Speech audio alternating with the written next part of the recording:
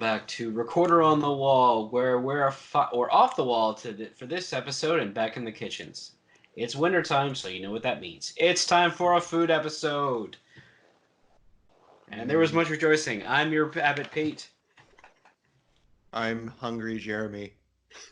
I'm Katie. I'm thirsty, Tim.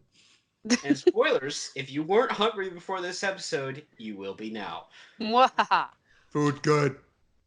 So, as we've mentioned in the last 3 food episodes we've done, 2 winter, 1 summer, one of the things this series is known for is food porn. Oh, yeah. If you've not read any of the books, well, how'd you find us? But glad you're here. I was going to say, what are you doing? This is a cooking podcast. You were in the wrong place. But Brian wrote these stories to appeal to more than just the inner mind. It's definitely appeal to your senses. And contrary to the common trope of British cooking being terrible, no, it's not. Well, as long as you're not a sea rat. As long as you're not Captain Slick. I don't know. I'm kind of enjoying my sea rat drink right now, so. I'm glad.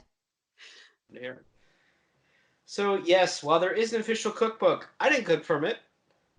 But someone here did. My original plan to cook for this was the cakes that Grum makes up in Martin the Warrior, but I ran out of time.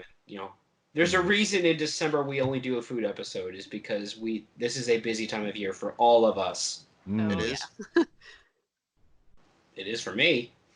I was playing Skyrim for like an hour earlier, so. So yeah, you were definitely busy then. Yep. I was fighting dragons. And meanwhile, I have to finish packing. I mean, by that I mean start packing for leaving tomorrow. Gotcha. But yeah. And yeah, I was playing a game that I cannot use the full title because we are a family-friendly show, but Oh dear. let's just say its title is GTFO. And it is Uh-huh. Jeremy, you'd like this because this is what Aliens Colonial Marines should have been. So good. yeah, there's Finished. that. Yeah. Made by the developer that said they made it. Well, actually, it's not finished. It's still early access on Steam, but it's scary. It's, it requires team mechanics and, everything that game did not. So. Well, it sounds about it's in the same completed state as that game, but this one at least gives you the warning of it's not finished yet. Correct. For the listeners who have no idea what we're talking about, one of Jeremy and I's earlier episodes on the other podcast was this terrible game. So Aliens Colonial Marines. Check it out, frustratedpodcast.com. So wait, it didn't even tell you that it wasn't finished? It just ended abruptly? Well, no, the More- game is just super broken and stuff Oh. doesn't work properly. There are unfinished animations. Really? From Pete's perspective, he was being picked up by the alien queen. When I looked over, he was floating in front of it with its arms down. Oh. Speaking of being picked up, there's some sirens if you can hear that. I cannot. All right. So, Bella, Now- stop driving so fast on your motorcycle. Right. what is Oaktron trying to stop her? To the Oakmobile. Oh, now they're really loud. Just listeners know, we didn't get the chance to bring them on. We were trying to communicate with the good scheduling, but we do want to acknowledge there is a third podcast out there covering Redwall. Three And- podcasts. Thank you, Count. They have been very complimentary to us, so I will certainly extend them to them the same courtesy. They are called the Red Wall Podcast. Yes, and one of them is Separate a legit cook. She has all these recipes, these fancy Yeah. recipes. They look very, very, very delicious. Yes. And they are covering the Redwall franchise, not unlike us, but they're coming at it from a more adult perspective. And I appreciate what they're trying to do, but that's not our thing. We're coming at this more complimentary. They're more critical. Hey, but it's their show is definitely not for Dibbins' ears. They Yes. drop a few F-bombs now and then. And I mean, not saying that we don't get critical, because we definitely do. We do. Oh, yeah. We do. But I appreciate what they're trying to do. They have done 4 of the books so Yep. far. And I believe their next episode is supposed to be Salamandastron, so that'll be Yeah, interesting to see. Yeah, they're going in publication order, so yep. Ah. Oh, cool. Like I said, they've been very complimentary to us. They apparently enjoy some of our running gags, so... They enjoy Vermin HR. As we all do. Right. So, yes, I want to say, if you're not familiar with them, go find them on your favorite podcast aggregator. They're out there. So that just leaves to what we cooked for this round. Like I said, I wanted to make the Grum cakes. I did not. But what I did make... probably comes close. If have listened to our other food episodes, this is going to sound familiar. Yes, I did the Game of Thrones cookbook. And while that show may have ended very disappointingly, the food is still good. So, there are two versions of what they call apple cakes. I did not do the medieval because they're basically collages.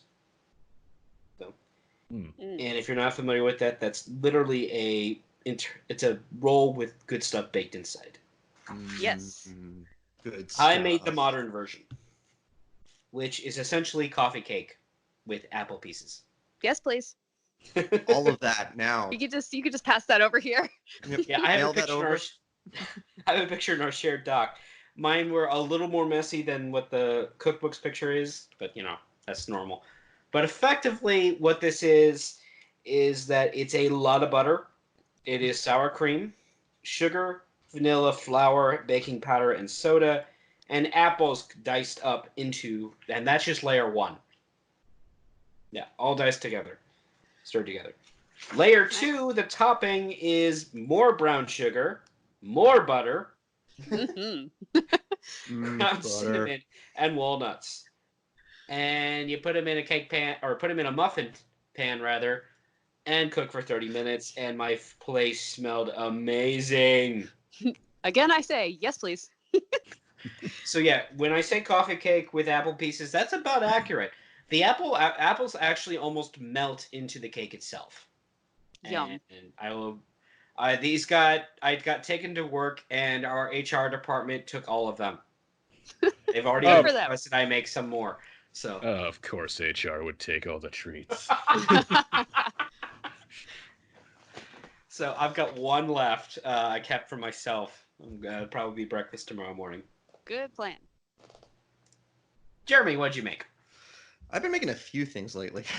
Just in general, I've been cooking a lot. For the first time ever, I tried and successfully made pecan pie with chocolate chips. Yum. For those who don't know, pecan pie is essentially 90% sugar and 10% pecans. Yep. Sounds about right. Yep. I always love to interrupt. That's like the same like you make banana or zucchini bread. Yeah, there's banana and zucchini in it, but it's more sugar than bread. Yep. This involved 1 cup of corn. Oh, it says light corn syrup. I didn't use that. Oh. Oh well, no dare wonder you. why it tasted so good. And another cup of sugar, including 3/4 of a cup of chocolate chips. Oh, 2 cups of pecans. So 2 cups of pecans compared to all that other stuff.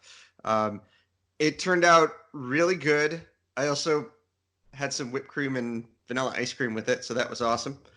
And then yesterday, because it's winter and soup is always good during the winter, or I just like soup in general, I made vegetable barley soup. Ooh. Yum. What's in that? Vegetables and barley. Ask us. Obvious question. One can No, vegetables, 1 can barley. Yep. So I had actually made mushroom barley soup about a month ago, so I still had some barley left over, and I was like, wonder what I can use that for. And well, onions, carrots, celery. It called for edamame beans, but I don't like those, and it also called for red pepper, and I couldn't find any fresh ones at the supermarket, so I used diced mushrooms. Huh. Yep. And vegetable stock, thyme, salt and pepper, just like seasonings. And yeah, it was awesome. I had another serving of it today, and I still have a bunch left over, and I look forward to continuing to eat that. I will take some of that off your hands. If I possibly could, I totally would. I also made maple cornbread. Basically, I make cornbread and I pour maple syrup in the mix. Yeah, you mentioned that last Interesting. year, and I think it sounds delicious. Yep.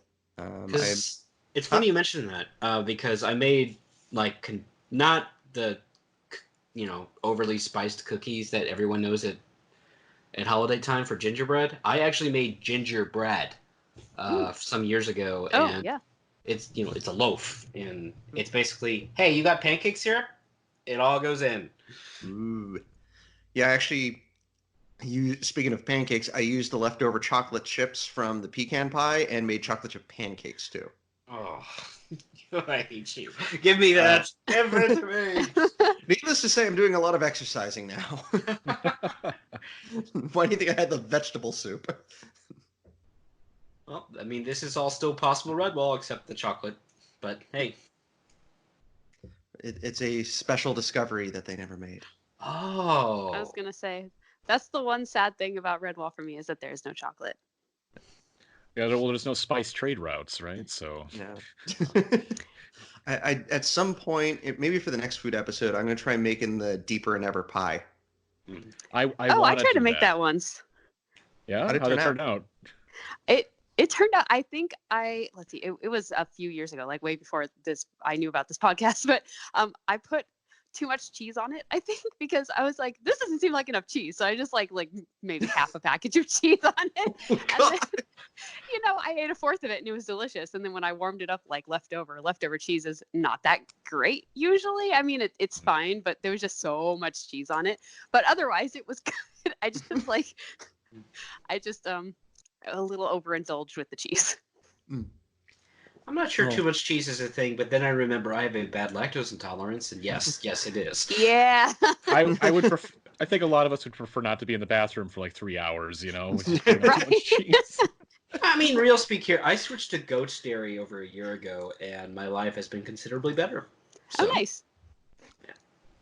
Also, if you decide to make the vegetable barley soup that I made, I recommend having like bread or something to help soak it up, or else, beans aren't the only magical fruit.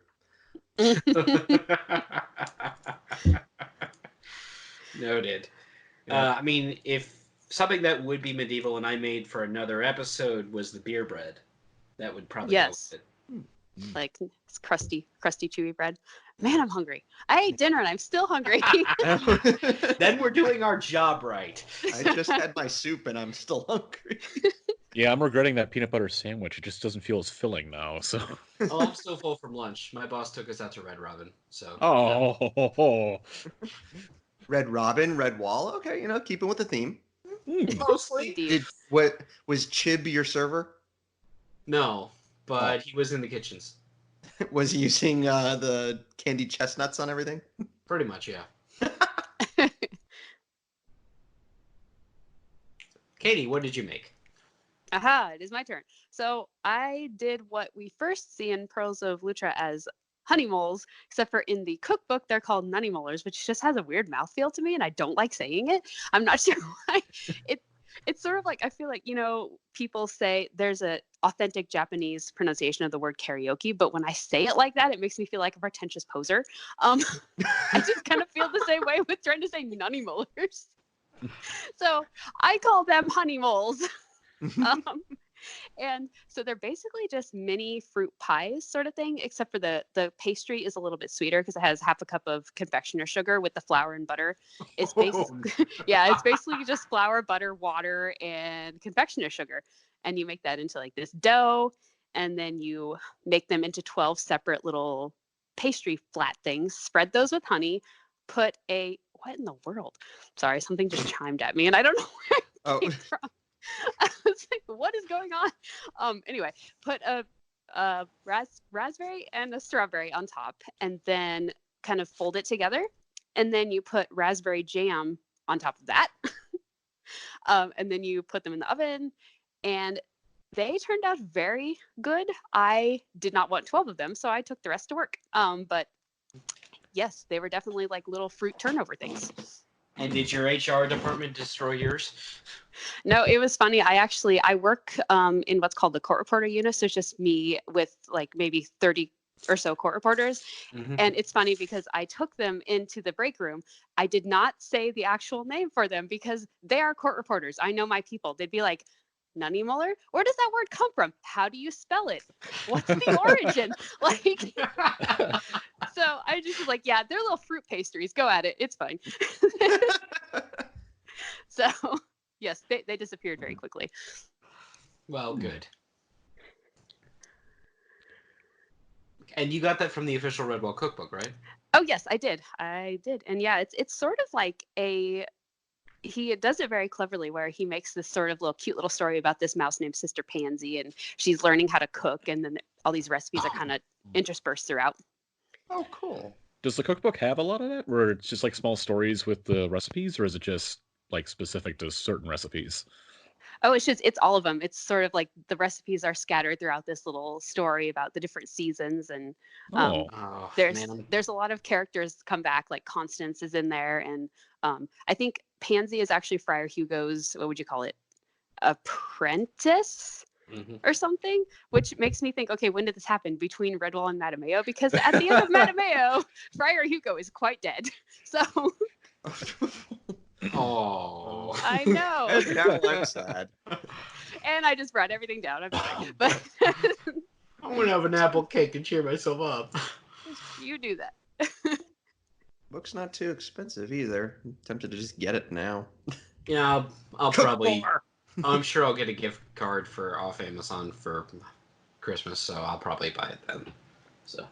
Because we probably should, for at least the next episode, for in summer, I should probably make something from the Redwall cookbook. I had a fan ask us on Twitter when we were going to start doing vlogs of the recipes in the cookbook, and I'm like, do you really want to see my ugly mug? I don't know. Well, the theory is they'd be watching the food being made, not you making it. I was going to say that would involve me knowing how to do video things, which I do not. No, there's a reason we do audio, folks. Gingerly raises hand. Oh, there you go. Oh, maybe we could get you and Salty Rat. He's one of the good cooks out there too. Why? I haven't heard from him in a while. So first I'm going to take the broth and pour it into the pan. Oh dear, I've burned myself. Well, no, you gotta go Julia Child on it. You take the butter and you put it in. You use all the butter. All the butter.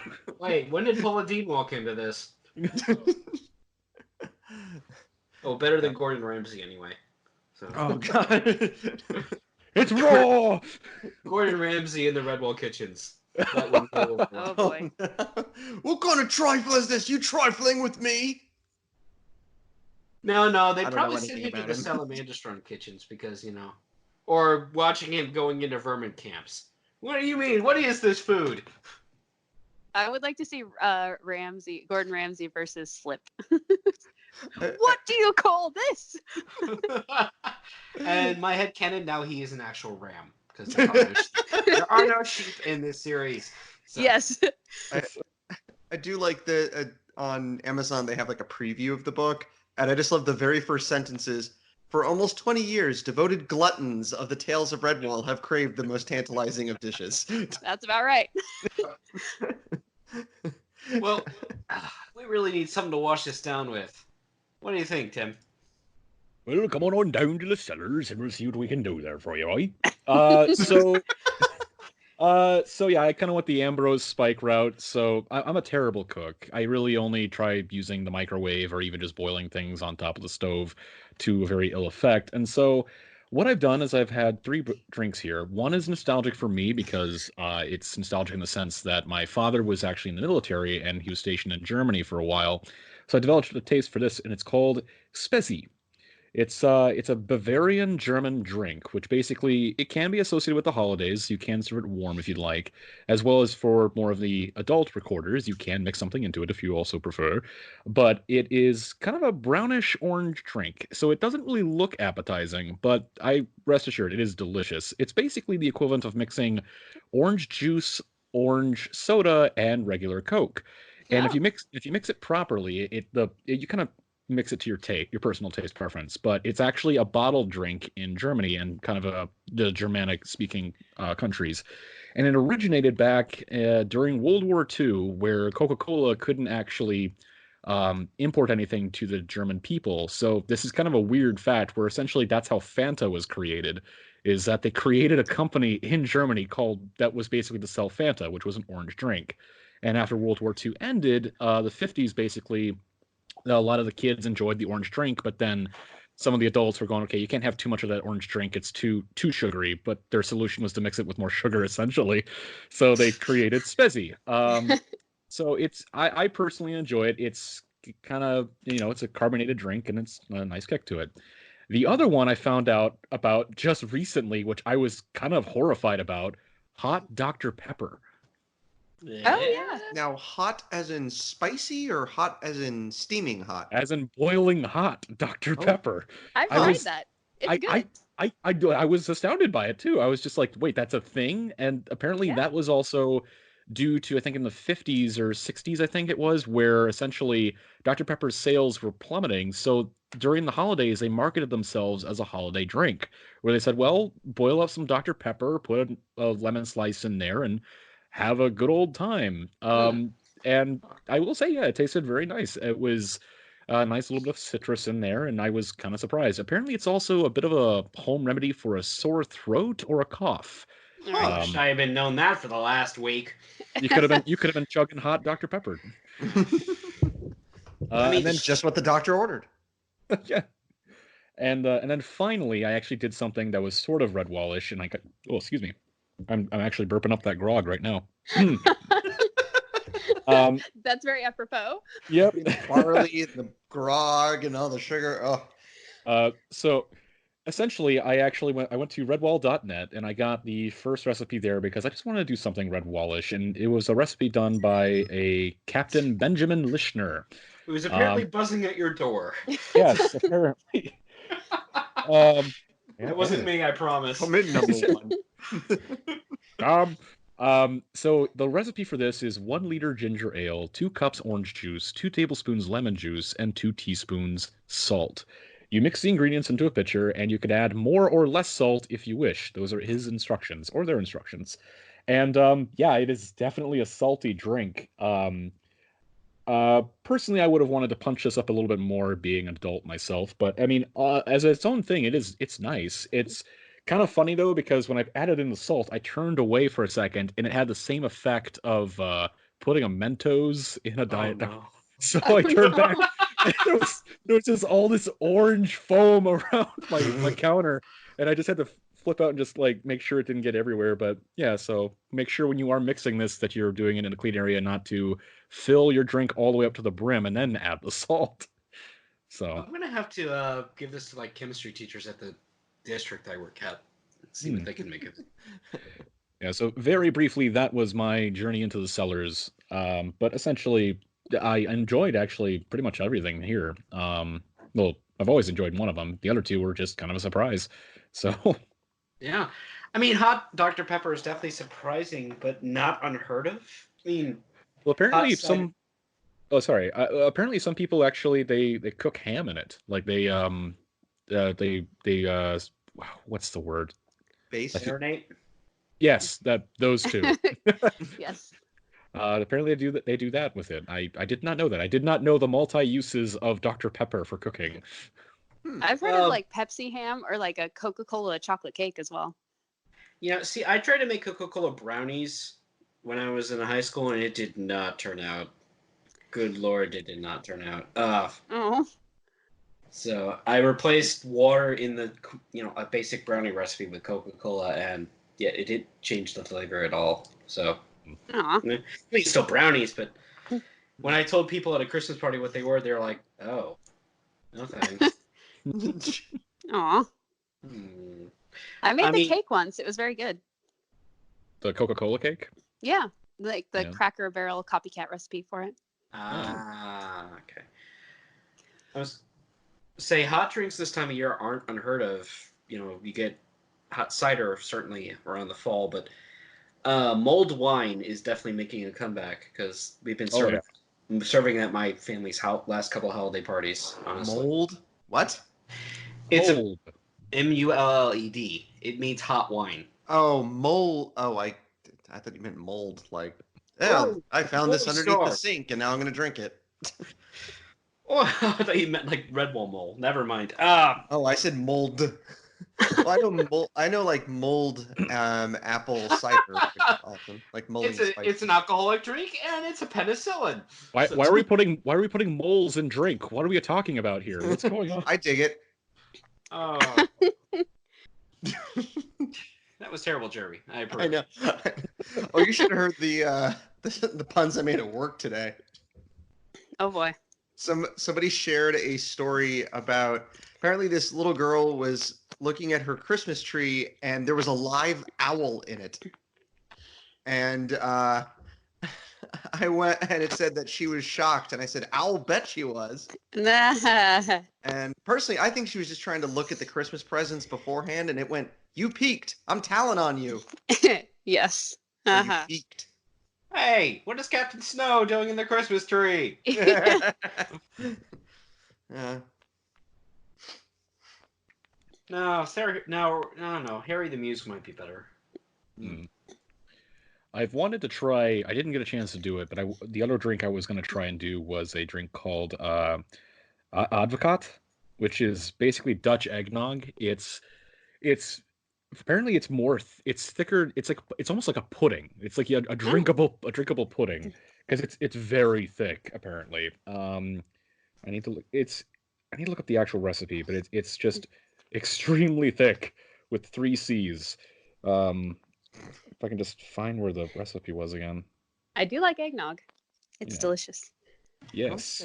I'm not a fan. I mean, I had it like as a 12-year-old for the first time without any adult additions, and I'm like, eh. I don't think I've ever had it. Eggnog? Yeah. Really. Yeah, I don't think so. If I You did, poor I don't deprived remember. child. Huh? Yeah, no You kidding. poor deprived child. Yeah. I used to drink a lot of it when I was younger, but I've, kind of just, I don't know, just haven't had as much as before. Maybe because it's very rich. Yes. So I don't drink a lot of it anymore. But Yeah, if I'm gonna drink it, I want to share it with someone. I don't want to like get a carton and chug it because it's like way too much. okay, so like for this Dutch eggnog, this Advocaat, it's basically for serving 3 cups. It's 8 egg yolks, 700 grams of castor sugar, a pinch of salt, vanilla, or 1 teaspoon of vanilla. So basically, it is more egg than nog at that point. Ah, yes.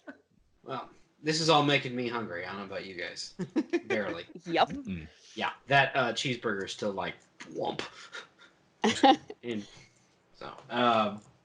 so, readers, as I'm going to try to remember to post our actual food notes for this episode, but yes, this is where we finished another year, and we're still halfway through the franchise. Yay! Yay. Next up is Long Patrol. the Log Patrol. Then It's a very Tagger- intense one. Yes. Yeah. And Tagarungs after that. Right? No, Marl Fox. Marl Fox. Yes. Yes. Ooh, The spooky one. Yes. it's spooky. And after Marl Fox, Jeremy might bang his head against the desk again as we go back to, well, you know what we do by April for now. So yeah. I think my computer might freak out again around then. Oh, sure, okay, no. Oh, look, some crazy soul is about to take a bat to my computer. I must stop him. No, don't do it. No. Oh, How distressed you sound. yeah. So, listeners, thank you for sticking with us. Thank you for being us with this halfway far. And next year we'll start with the books all over again. Yep. And we should also probably tell them where to find us. Oh, who wants to do that this time? But then I'll jump at once. I'll do it. Okay. Teacher, call on me, teacher. Please, call on me. You. So you can find us at recorderonthewall.com. We are on Apple Podcasts, whatever the heck it's called now, Google Play Podcasts, Spotify. We are featured on the official Redwall forums. We are on the Eulelia subreddit. And we also have a Twitter account at ROTWpod. And that is also our email address, rotwpod@gmail.com. Thank you. So, listeners, certainly have a good holiday season and then certainly a happy new year. We'll see you in January for the Long Patrol Part 1. Woohoo! And I'm Pete. And he's alone. I'm Jeremy. I'm Katie. I'm eating. And I'm Tim.